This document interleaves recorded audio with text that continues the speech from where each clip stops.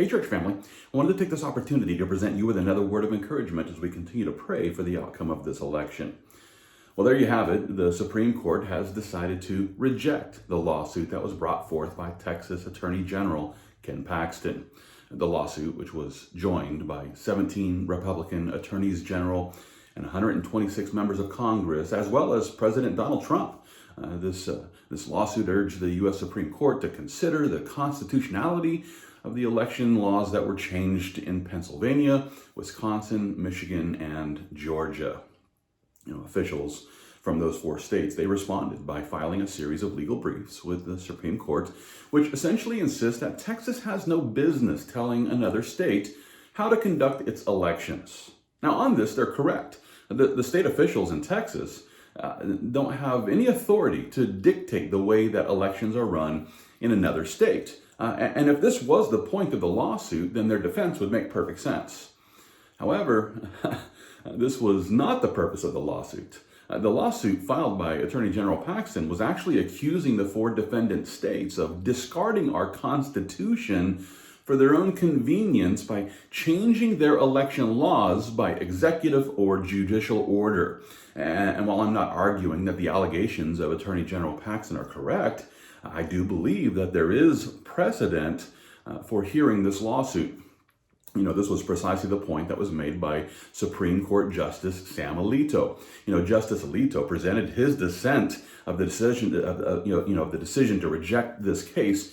He presented his dissent of this Supreme Court decision by declaring, "In my view, we do not have discretion to deny the filing of a bill of complaint in a case that falls within our original jurisdiction." And in defense of this position, Justice Alito appealed to Arizona versus California 589 U.S. The Arizona versus California filing. This appeals to a statement that's found in Nebraska versus Colorado 577 U.S., which says this: "If this court does not exercise jurisdiction over a controversy between two states, then the complaining state has no judicial forum in which to seek relief." In other words, if an unconstitutional election conducted in another state alters the outcome of the federal election, then the Supreme Court is the only court with jurisdiction to handle the complaint between, one state and the other. The proof of this, well, it's found in Article 3 of the U.S. Constitution, which says, "In all cases in which a state shall be a party, the Supreme Court shall have original jurisdiction."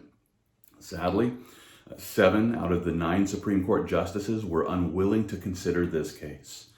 And while I applaud Justice Alito as well as Justice Thomas for their willingness to hear and settle this case, I must confess that I am a bit surprised by the 3 justices who themselves were appointed by President Trump and decided not to hear the case. If Justices Gorsuch, Kavanaugh, and Barrett would have stood up with Justices Alito and Thomas, then there would have been enough, there would have been 5 to actually, basically force the hearing of this case. And then the Texas lawsuit against the 4 swing states could have been properly examined in the Supreme Court.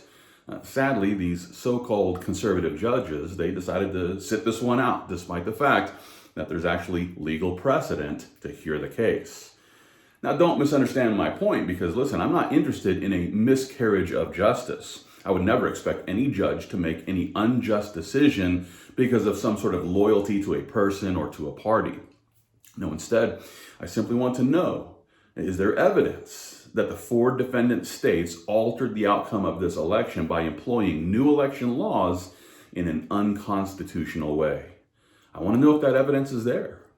And it's sad to say that the one court whose job it is to examine this evidence, well, they by and large have chosen to ignore the complaint that's supported by 17 attorneys general, 126 members of Congress, 2 Supreme Court justices, and not to mention the President of the United States. Now, as we consider the failure of our Supreme Court, we can still rejoice in knowing that there's an even higher court with a just judge who will eventually establish everlasting justice.